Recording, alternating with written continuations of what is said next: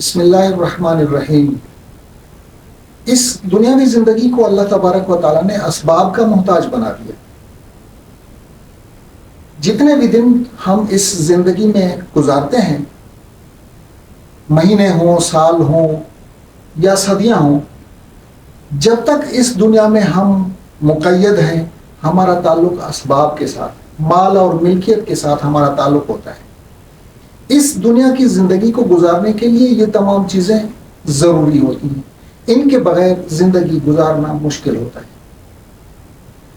لیکن سب سے بڑی آزمائش اس چیز میں ہوتی ہے کہ اللہ تبارک و تعالیٰ نے ہمیں جو ملکیت دی، جو مال دیا، جو اسباب اور جائیداد اللہ تبارک و تعالیٰ نے ہمیں دی،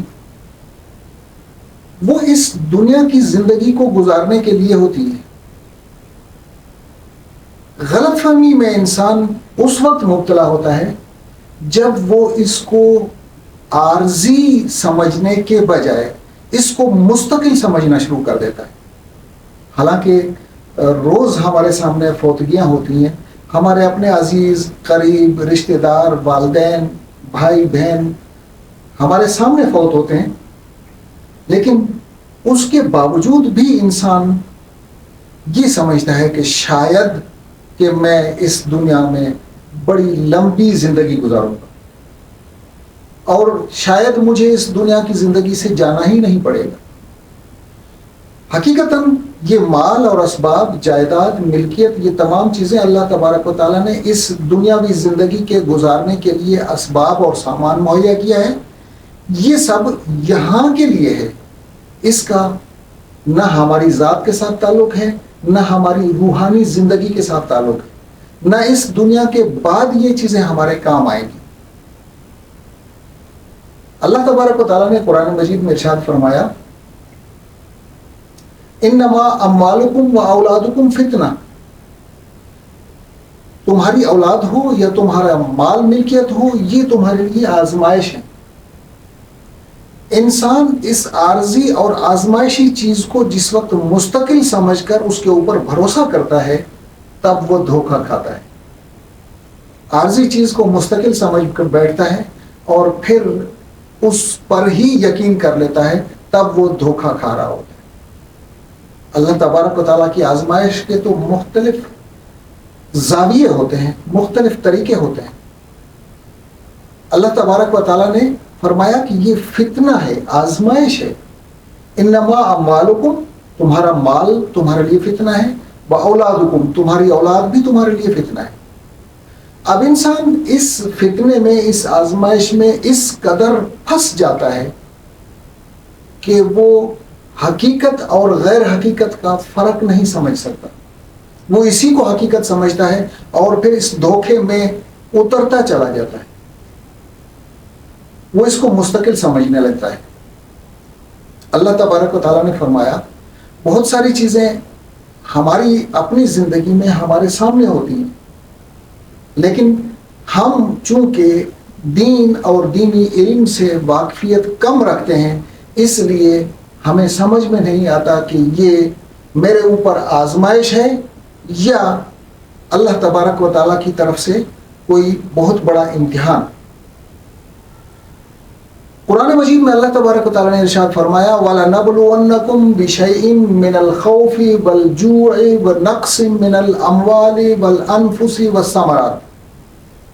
چند چیزیں اللہ تبارک و تعالیٰ نے اس دنیاوی زندگی کی کوٹ کر کے حوالہ دے کر بتایا کہ ان چیزوں میں تمہیں ضرور آزماؤں گا۔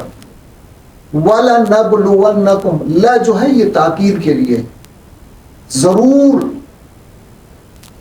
وَلَنَبْلُوَنَّكُمْ، ہم تمہیں ضرور آزمائیں گے، بِشَيْءٍ مِّنَ الْخَوْفِ، خوف سے آزمائش ہوگی، وَالْجُوعِ، بھوک سے آزمائش ہوگی، وَنَقْصٍ مِّنَ الْأَمْوَالِ، مال کی کمی سے، وَالثَّمَرَاتِ، پھلوں کی کمی سے، انفس، جانوں کی کمی سے۔ یہ تمام چیزیں ہمارے ساتھ ہوتی ہیں، کبھی ہوتی ہیں، کبھی ہم سے چلی جاتی ہیں۔ مال ہوتا ہے، مال میں گھاٹا ہو جاتا ہے، نقصان ہو جاتا ہے، عزیز قریب رشتہ دار ہوتے ہیں، فوت ہو جاتے ہیں۔ پھل فروٹ میوے درخت لگایا, بڑی محنت کی, کھیتی لگائی, بہت محنت کی, پانی سینچتے رہے, سردی گرمی برداشت کرتے رہے, پتہ چلا کہ گھاٹے میں چلے گئے. اب انسانی رویہ جو ہے وہ عموماً یہ ہوتا ہے کہ انسان واویلا شروع کر دیتا ہے, افسوس کرنا شروع کرتا ہے. وہ اس چیز کو سمجھ نہیں سکتا کہ یہ پروردگار کی طرف سے میرے اوپر آزمائش ہے. اللہ تبارک و تعالیٰ کی اس آزمائش کی گہرائی ہم نہیں سمجھ سکتے. یہ اللہ تبارک و تعالیٰ کی حکمت ہے کہ وہ جس کو جس انداز میں آزمائے. کبھی تو وہ نعمتوں کی فراوانی اس حد تک فراوانی کرتا ہے کہ انسان آپے سے باہر ہو جاتا ہے, فرما برداری سے نکل کر وہ نافرمانی میں غرق ہو جاتا ہے. نعمتوں کی فراوانی کو انسان سمجھ نہیں سکتا. اور کبھی تو اللہ تبارک و تعالیٰ اس کے اوپر نعمتیں اتنی تنگ کر دیتا ہے کہ انسان ناشکری اختیار کر لیتا ہے, اللہ تبارک و تعالیٰ سے گلہ کرنا شروع کر دیتا ہے کہ اللہ نے مجھے تو دیا ہی کچھ نہیں. استغفر اللہ. اس تمام باتوں کا, اس پورے بیان کا نچوڑ یہ ہے کہ ایک بندہ